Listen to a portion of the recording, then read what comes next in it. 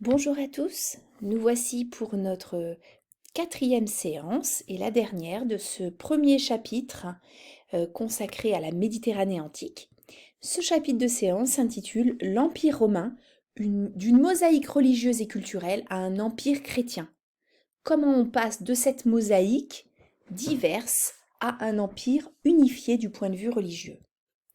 Donc on va voir comment l'Empire romain se transforme d'Auguste, du 1er siècle après Jésus-Christ, à Constantin, au 4e siècle avant Jésus-Christ. Premièrement, immensité et diversité de l'Empire romain. À partir d'Auguste, les empereurs se succèdent à la tête d'un immense territoire qui borde toute la mer Méditerranée et s'étend même par la suite jusqu'à l'actuelle Angleterre. Les Romains avaient l'habitude d'appeler la mer Méditerranée Mare Nostrum, ce qui signifie notre mer. Cet espace comprend des milliers de cités et est organisé en différentes provinces, dont vous voyez les noms ici, et est parcouru par de nombreuses voies romaines. C'est véritablement à l'époque de Septime Sévère, à la fin du IIe siècle, au début du IIIe siècle après Jésus-Christ, que l'Empire connaît sa plus forte extension. L'année 212 est une date importante à connaître. Il s'agit de l'édit de Caracalla. Caracalla est un empereur qui va donner pour la première fois le droit de cité à tous les hommes libres de l'Empire. Voilà un extrait de son édit. Je donne à tous les pérégrins, c'est-à-dire les hommes libres vivant dans l'Empire romain et qui n'avaient pas jusque-là la citoyenneté romaine, je donne donc à tous les pérégrins qui sont dans l'Empire le droit de cité romaine. Il se doit en effet que la multitude soit dès maintenant associée aussi à la victoire, et le présent édit augmentera la grandeur du peuple romain. Donc, Caracalla accorde à la date de 212 de promulgation de son édit la citoyenneté romaine à tout homme libre de l'Empire qui ne l'avait pas encore acquise. Cela va avoir pour conséquence de diffuser le mode de vie romain à l'ensemble de l'Empire. C'est un terme important qu'il faut connaître. Il s'agit de la romanisation. Je vous ai remis ici la définition de romanisation. Il s'agit de l'adoption de la langue latine, du mode de vie et de la religion des Romains. En effet, dans les territoires conquis, Rome fonde de nouvelles cités, surtout en Occident et en Afrique du Nord. Et d'autres se développent. On y construit des lieux et des monuments romains, comme les amphithéâtres, les théâtres, les cirques, et elles sont administrées par des magistrats élus et par un sénat composé d'anciens magistrats, exactement comme à Rome. Les populations des villes utilisent la langue latine, tout en conservant leur langue locale, adoptent les loisirs et les modes de vie des Romains. Ici, évidemment, vous pensez aux loisirs autour de l'amphithéâtre, par exemple. Toutefois, il faut mettre un petit bémol, la romanisation est plus faible dans les campagnes et les régions peu urbanisées. Mais l'Empire est décidément trop grand. Au IIIe siècle, des crises et des invasions révèlent la difficulté de gérer un aussi grand ensemble. Rome, loin des frontières, est délaissée au profit de nouvelles capitales, dont Constantinople, sur l'emplacement de l'ancienne Byzance.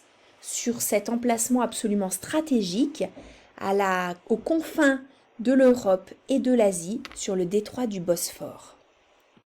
En 395, pour faciliter la défense des frontières, l'empereur Théodose décide de partager l'empire entre ses deux fils.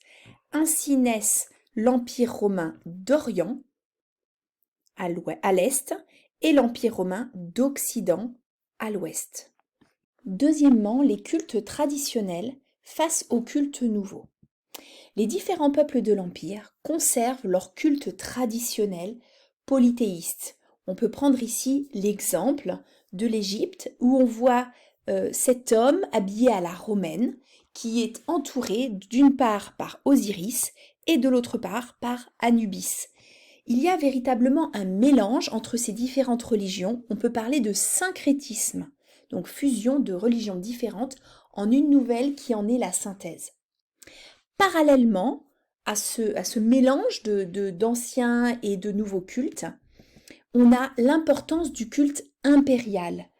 L'empereur, après sa mort, est considéré comme un dieu, il est divinisé, et vous voyez ici l'exemple du petit temple qui se trouve à Vienne, au sud de Lyon, destiné à honorer Auguste, l'empereur, et Livie, sa femme.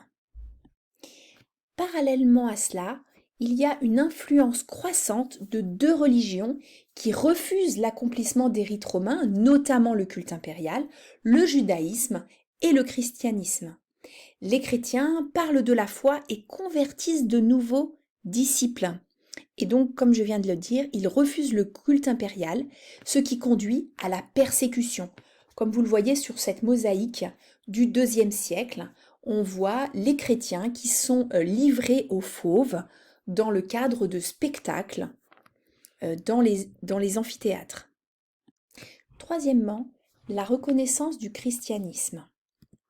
C'est véritablement l'empereur Constantin, qui a vécu au IVe siècle après Jésus-Christ, qui va faire changer le christianisme de statut.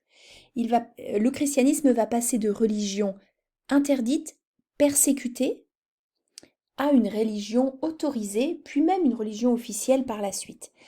312 est une date à laquelle possiblement l'empereur Constantin se serait converti à l'occasion d'un vœu fait lors d'une bataille. 313, ça c'est une date à connaître, il s'agit de l'édit de Milan. Pour la première fois, le christianisme est autorisé dans l'Empire. 337, la mort de Constantin et son baptême au dernier moment, le jour de sa mort. Donc c'est véritablement l'empereur Constantin qui va faire changer le christianisme de statut.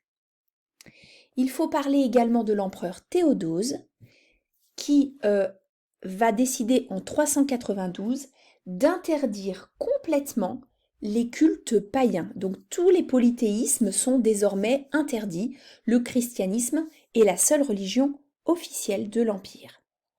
Et voilà, j'en ai terminé pour cette dernière partie du cours. À bientôt!